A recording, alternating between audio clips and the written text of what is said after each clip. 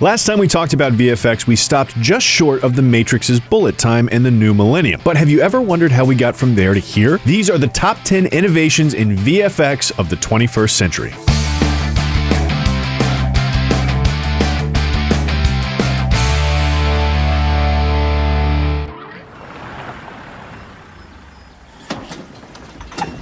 All right, boys. Follow my lead.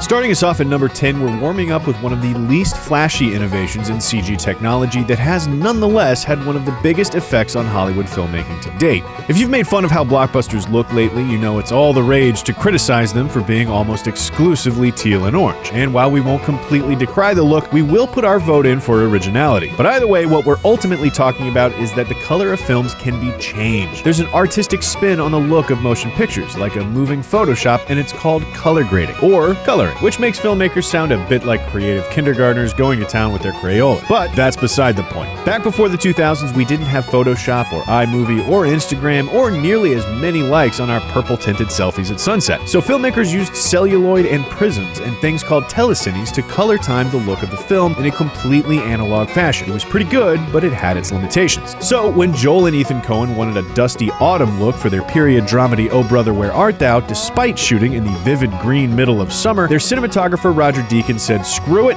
let's just scan the entire thing into the computer and color it that way." And thus, digital color grading was born. Sure, digitally scanned portions of the film were used as early as 1993 on films like, wait for it, Super Mario Bros. In order to complete bigger VFX shots. But Oh Brother was the first film to A, scan the entire film, and B, use it solely for coloring. Since then, practically every single film has undergone a similar process. Today, filmmakers can endlessly tweak the visual moods of their scenes, and it's all thanks to the digital intermediate innovation pioneered at the turn of the century.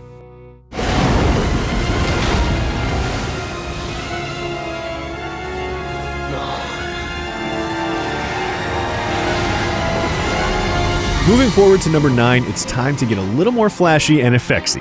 Is that a word?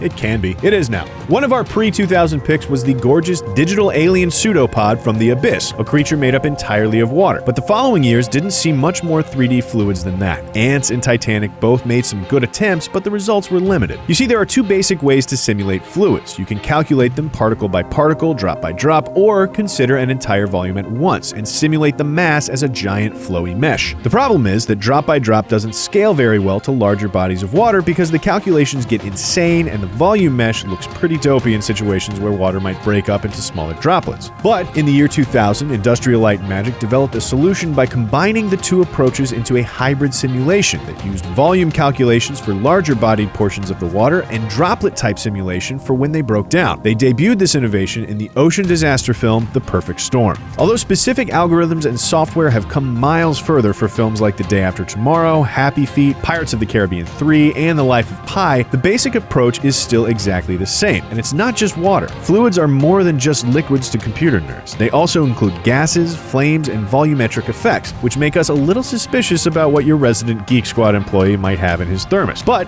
the point is this: without ILM and The Perfect Storm, we wouldn't have the wonderful, lifelike, and incredible physics simulations in films that we have today.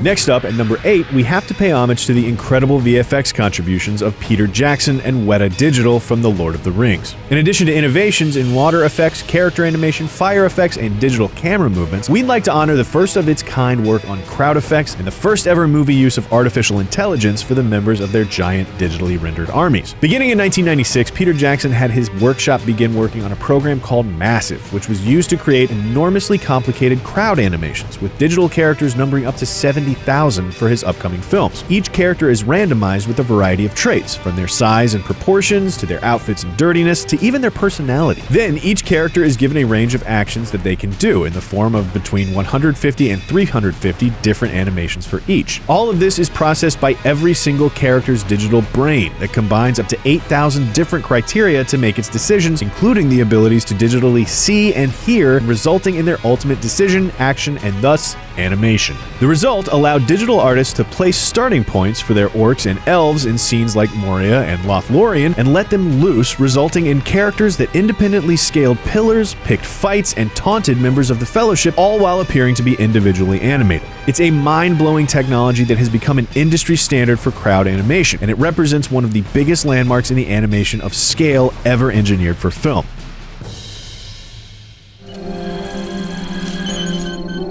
It's a match. We found it. Yes. The sixth spirit.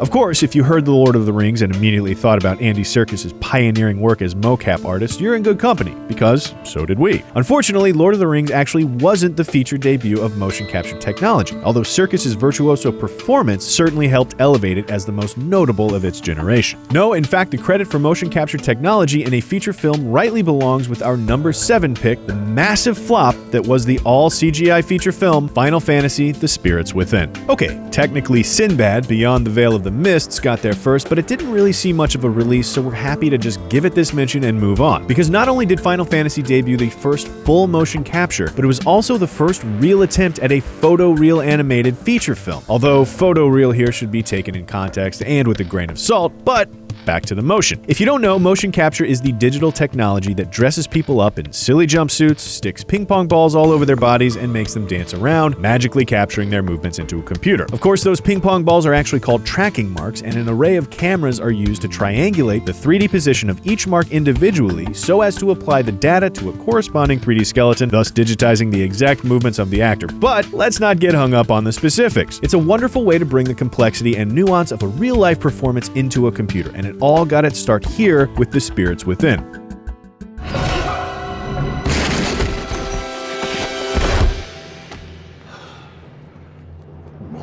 Of course, motion capture had its limitations back then. Final Fantasy: The Spirits Within still had to manually animate faces and hands because the tracking wasn't at a point where it could capture that level of detail yet. So, our number 6 goes to the innovation that solved the problem of the human face with The Matrix Reloaded. Now, VFX-wise, everybody remembers The Matrix for the bullet time, but perhaps its most important invention came from the sequels. Yes, those, the ones you've all tried so hard to forget. In order to completely digitize photorealistic CGI stunt doubles for Matrix Reloaded, most notably Agent Smith in the scene where there's like a bajillion of them, Imagemetrics created universal capture. What is universal capture? Well, after 3D scanning a full model of an actor's face and capturing a neutral reference image and matching the data from the 2D image to the 3D model, 5 synchronized cameras record the actor's performance from different angles and track each individual pixel's motion from each angle. By comparing this to the reference image and triangulating in 3D space, they can calculate the exact 3-dimensional motion of every point in the actor's face and successfully apply it to their 3D model. If that sounds ridiculously complicated, that's because it is, and because I said it real fast. Just know that it's basically like performance motion capture on the face, but instead of using ping pong balls, it uses every single one of your pores, freckles, and acne. Crazy, right?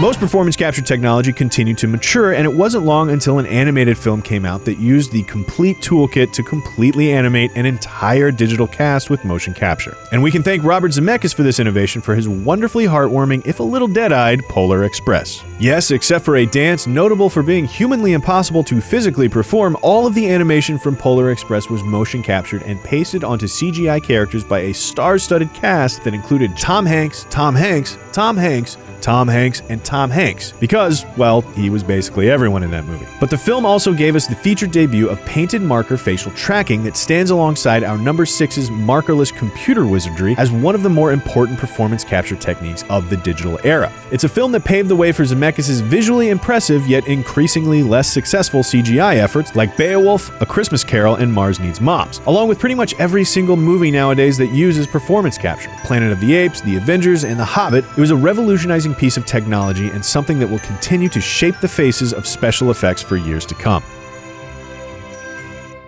This is an emergency protocol, 90206, calling Sky Captain. Sky Captain, do you read?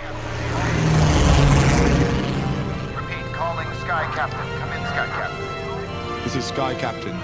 I'm on my way. So by 2004, filmmakers had pretty much nailed down digital people, but they still had a ways to go on digital worlds. Sure, 2000's The Gladiator had a badass digital coliseum that won an Oscar, but for our number 4, we want to honor the films that pioneered the concept of the digital backlot, an entirely green or blue screen set. And while Sin City, 300, and The Hobbit all made magnificent use of the technology, our pick goes to the first film that used the technique, with Sky Captain and the World of Tomorrow. The entirety of the locations in this film were generated digitally. Director Cary Conran actually started on the trailer for the film in 1994, with 4 years, a Mac computer, and a homemade living room blue screen at his disposal. But the little trailer got him some big funding, ultimately garnering him an opportunity to scale up the project to full size. The exclusively digital process required enormous precision in order to properly composite the actors into completely 3D environments, so Conran actually shot the film twice, once with stand-ins and then finally with the stars, but only after showing them what it would look like as a final product. It was a big risk that unfortunately didn't quite pay off for the investors, but it ultimately created an entirely new mode of filmmaking, one that has found its way onto the set of nearly every single CGI blockbuster out there, which is why it absolutely belongs on our list. I challenge Davy Jones.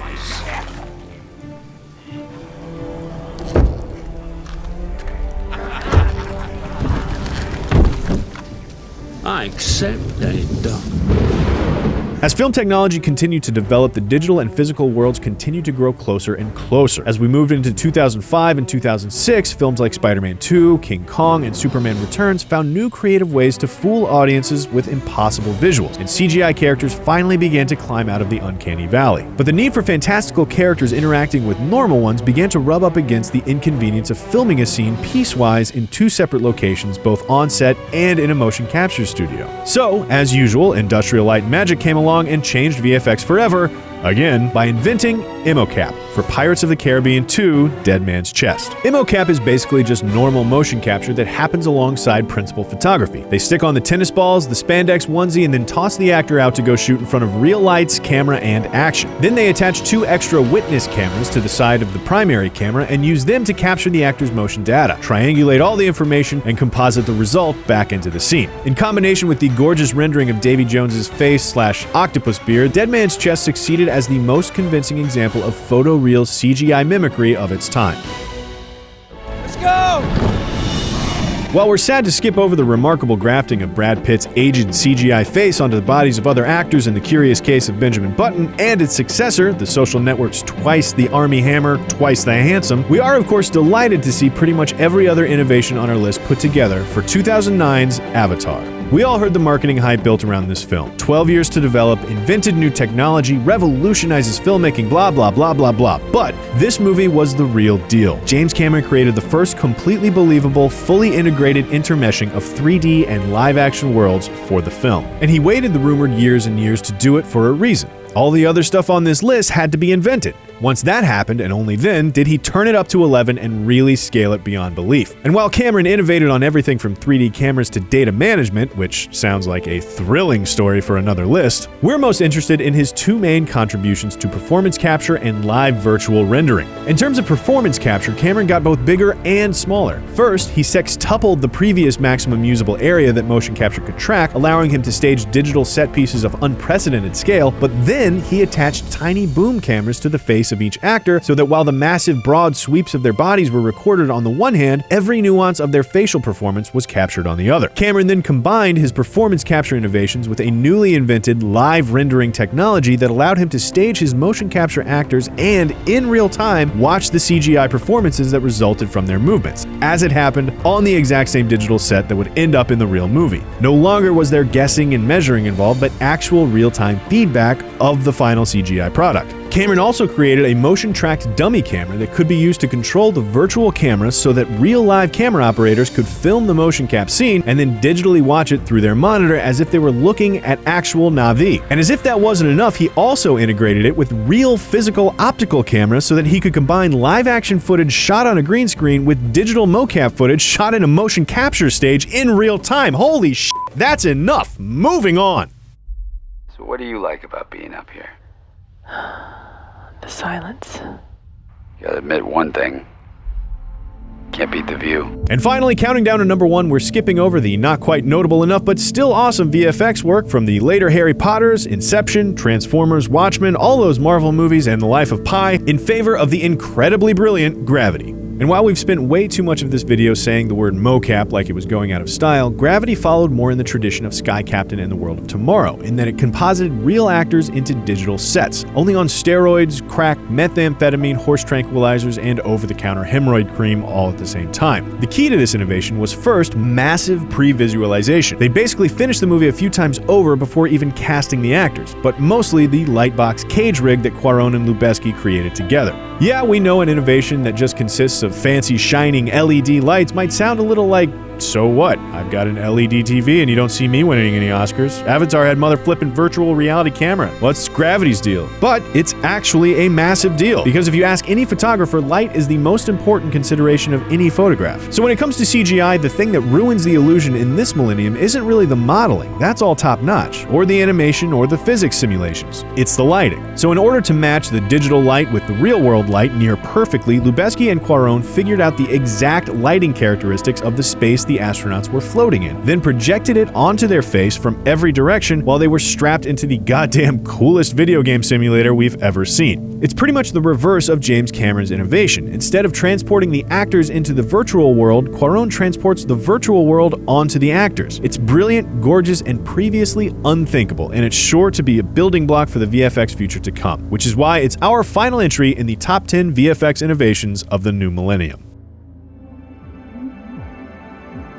So what do you think? Did we leave out one of your favorite 21st century innovations? Do you disagree with one of our picks? Let us know in the comments below. Don't forget to check out our previous top 10 VFX innovations and be sure to subscribe for more Cinefix movie lists.